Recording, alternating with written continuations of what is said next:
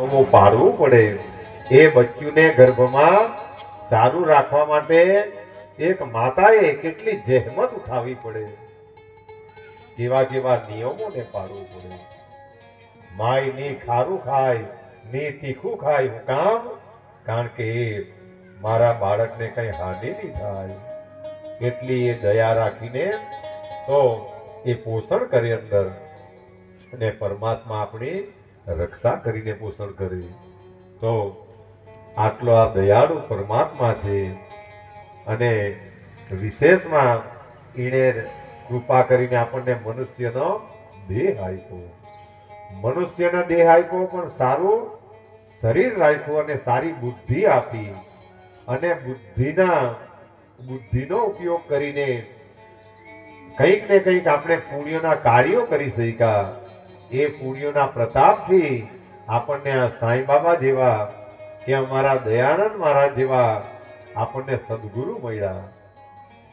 જીના જીના જે સદગુરુ હશે, કોઈનો કયા કોઈ સાને દાદામાં પણ જતા હશે, કોઈનો કયા પણ કોઈ હરિઓમમાં પણ જતા હશે, કોઈ સ્વામિનારાયણના પણ બધા ભક્તો હશે, કોઈ મોક્ષ માર્ગી પણ હશે.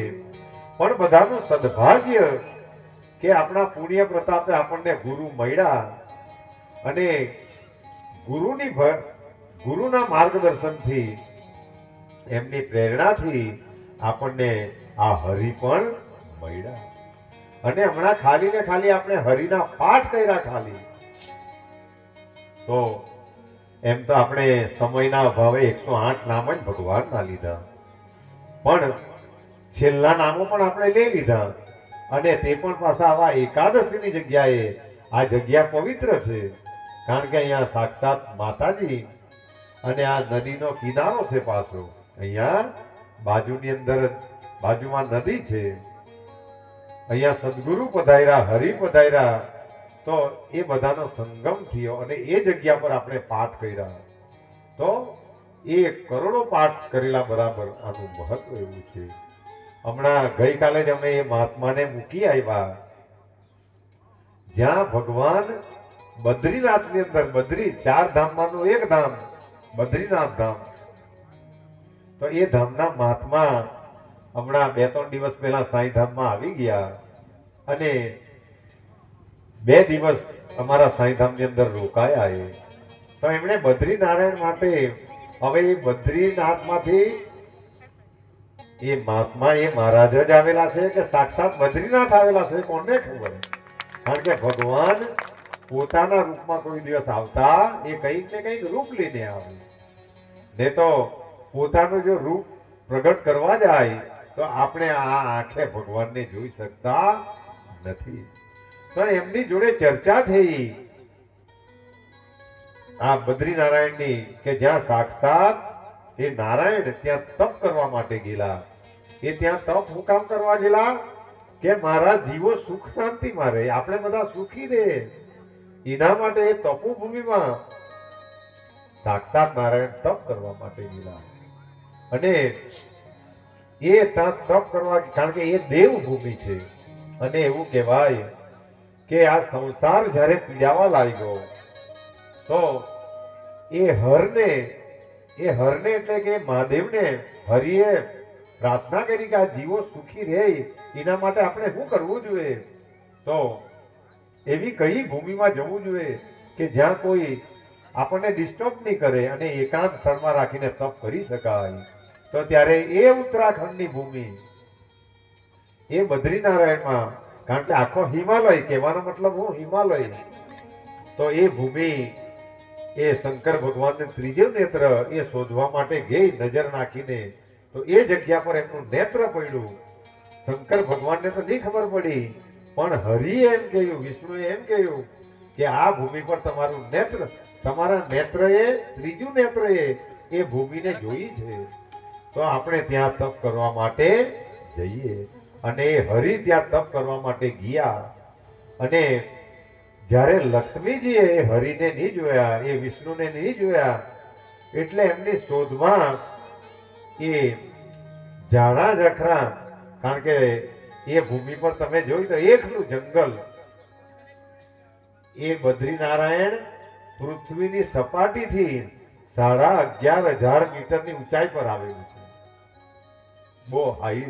અને ત્યાં હવા પાતળી, જે માંદા માણસ રહેતા હોય તો એને તો શ્વાસ લેવાની પણ તકલીફ પડે, એવી એ ભૂમિ પર એ હરિ એ તપ કરવા માટે ગયા.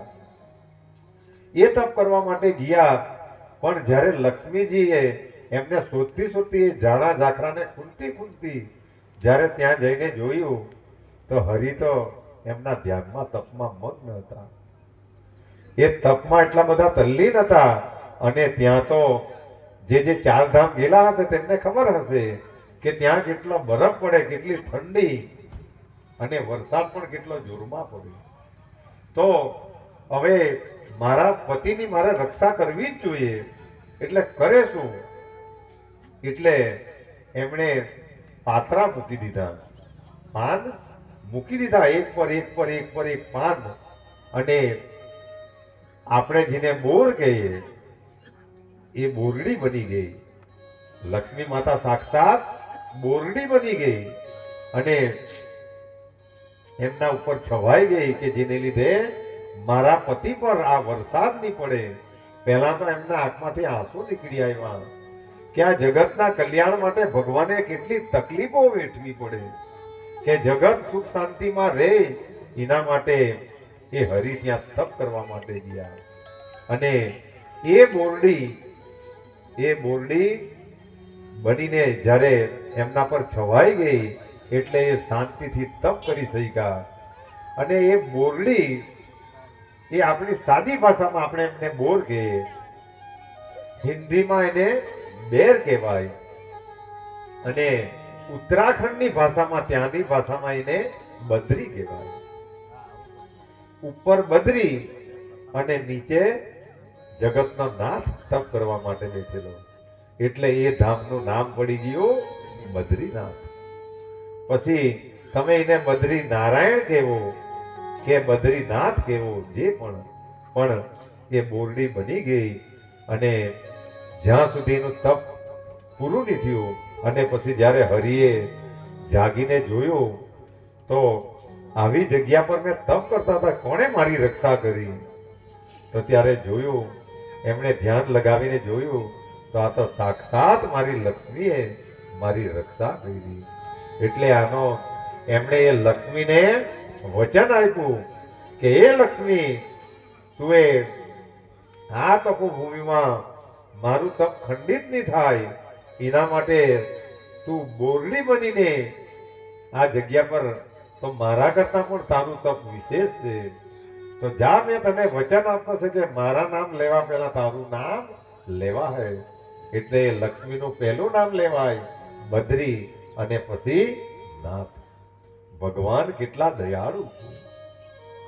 તો એ કોઈક વાર સમય આવશે તો જેમ આપણે બધા વીરપુર ગઈ આવ્યા, તેમ હરિની કૃપા થાય ત્યારે આપણે બદ્રીનાથમાં પણ બધા દર્શન માટે જવું. જુઓ, કથા કરવા માટે તો જવું, પણ આ મૂળ કે આ તો કથા તો આપણે બીજી કરવા આવ્યા, પણ સ્વતઃ એક કથા બીજી થઈ ગઈ.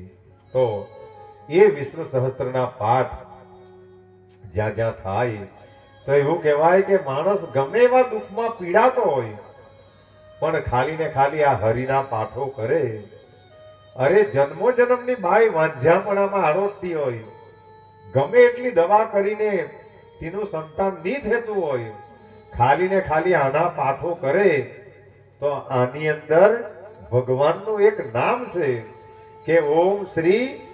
હમણાં તો આપણે 108 જ પાઠ કર્યા એટલે નહીં ખ્યાલ આવશે તમને, પણ જ્યારે 1000 નામ લેશે, 1000 નામનો પાઠ કરે તો એની અંદર એક નામ આવે, ઓમ શ્રી વંશવર્ધનાય નમઃ. તો જે શ્રદ્ધાથી આના પાઠ કર્યા કરે એના પર એક ને એક દિવસે એ નારાયણ કૃપા કરે, વિષ્ણુ કૃપા કરે, અને ભલે એ બાઈ ગમે એટલી જન્મો જન્મની વાંજી હોય, પણ આના પાઠથી એને પણ સંતાન થાય ને થાય જ. એના ઘરે સંતાન અવતરે જ અને એનો વંશ વધે જ. એટલું આનું મહત્વ છે. અને એમાં કોઈ પણ જાતનો ખર્ચ કરવો પડતો નથી. આની અંદર એક બીજું પણ નામ છે કે ઓમ શ્રી પ્રીતિવર્ધનાય નમઃ. પ્રીતિ એટલે કે પ્રેમ. આ સંસારની અંદર